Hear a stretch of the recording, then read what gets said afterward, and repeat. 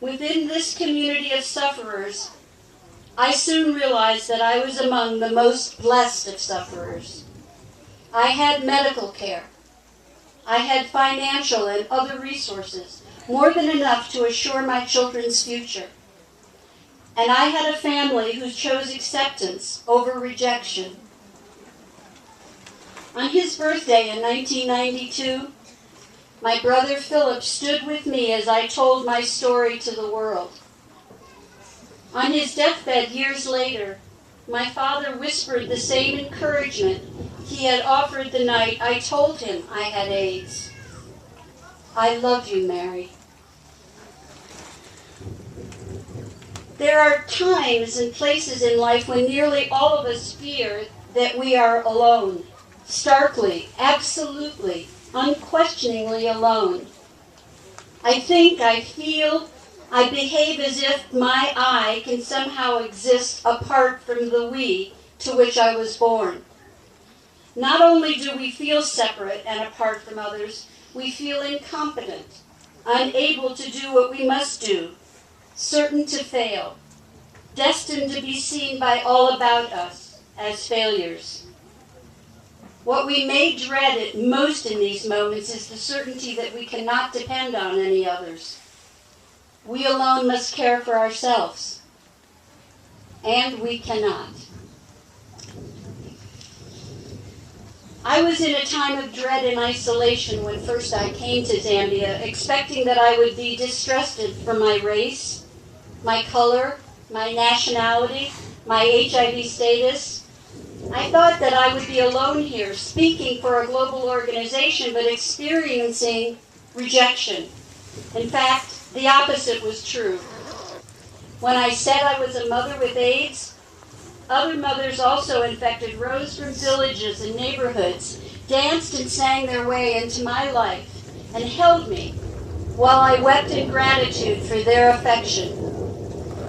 I came around the world feeling despised and rejected, only to experience a power of community in the arms of Zambian sisters who still bring me so much delight. We went yesterday, some friends and I, to visit Mother Teresa's school and orphanage and hospice. We heard the children sing. We watched the sisters offer lessons and love in the hospice. We saw both the terror that is AIDS and the triumph that is healing. And we were reminded again that we are not alone. We are bound together not simply by a virus, but by our status as human beings. Holding a child in Mother Teresa's hospice, I was reminded again of the words left by Mother Teresa herself. The biggest disease today, she said, before her death, is not leprosy or tuberculosis, but rather the feeling of not belonging. Here is the humble truth. I might once have imagined that I was coming to Zambia to teach and to lead. I was honored to teach a skill enabling women to work for a living. I was enabled by the patience of others to help with some planning and programs. But mostly, I did not so much teach here as learn. In community circles where stories are told and women are supported, I was not the author of wisdom and courage. I was among those who received these gifts from others. Entering villages across Zambia, I feared that I would be turned away. Instead, I became the humbled stranger welcomed home. It has been a joyful, miraculous, humbling experience. I am deeply, deeply indebted to those of you whose patience allowed me to receive these gifts of learning and acceptance. And I am your most humbled partner. And I confess that as a member of the global AIDS community, there's been moments when I've suffered pangs of survivor guilt. Why should I live while the infant in my arms dies? What allows me to enjoy health while others around me suffer and die of my disease? During the day when I am busy, guilt steps aside for an hour or two. Then comes the night, and I see the faces of the sisters who are wasting. I feel the cooling hand of a husband nearing death.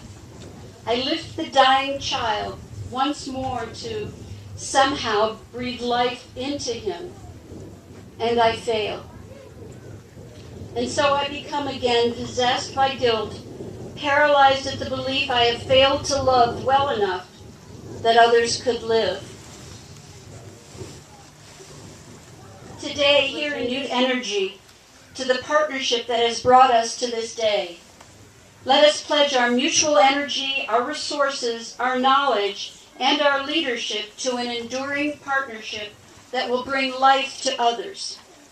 Let us stand ready to exhaust ourselves in the quest for healing, give ourselves to the cause of justice, treasure the partnership that has brought us so far, and claim with humility the promise that this place, this earth, will give rise to knowledge, healing, and life. So let us pledge ourselves to partnership, to healing, and to those who suffer. Let us look to one another for strength that will carry us, and let us offer for each other the simple, ancient prayer, grace to you and peace. Tacoma.